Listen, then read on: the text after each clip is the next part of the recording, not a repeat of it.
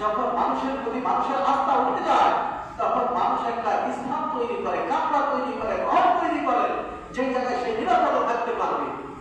যখন সেই জায়গায়ও বিশ্বাসটা নষ্ট হয়ে যায়, তখন একটা দরজা লাগিয়ে দেয় রুমটাকে আবদ্ধ করার জন্য।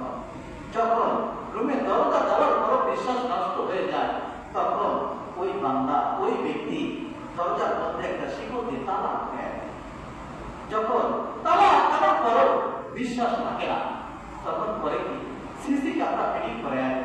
এরপর যত সব আছে, সব যন্ত্রপাতি দিয়ে যদি সেই জিনিসটা আটকায় রাখে, আল্লাহ পাক রব্বুল আলামিন বলে, বান্দা, আমি তোমার মাথায় মস্তিষ্ক দান করেছিলাম, তোমার মাথায় আকল, ব্রেন, জ্ঞান, দিমাগ সব কিছু দান করেছিলাম, তোমাকে দুনিয়ার রাজত্ব আমি আল্লাহ দান করেছিলাম।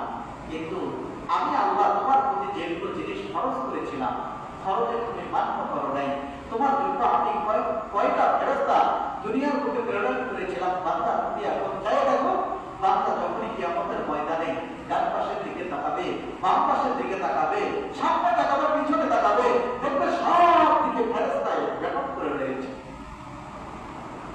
সেই বান্দা যে মিথ্যা তহমতটা দিতে চেয়েছিল, মিথ্যা কথাটা বলতে চেয়েছিল, সেই জবাবটা পর্যন্ত বন্ধ হয়ে যাবে।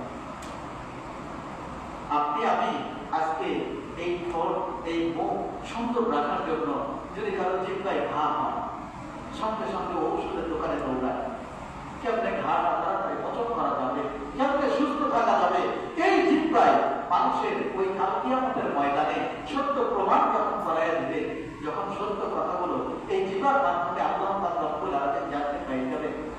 এই দুনিয়ার বুকে আপনি আমি জয়টা মিথ্যা কথা বলেছি, জিহ্বার সব কন্ট্রোল করে রেখেছেন, জিহ্বায় সব আনন্দ রেকর্ড করে রেখেছেন আল্লাহ পাক রব্বুল আলামিন। প্রত্যেকটা অঙ্গে অঙ্গে আল্লাহ পাক রব্বুল আলামিন ফেরেশতা নিযুক্ত করে রেখেছেন।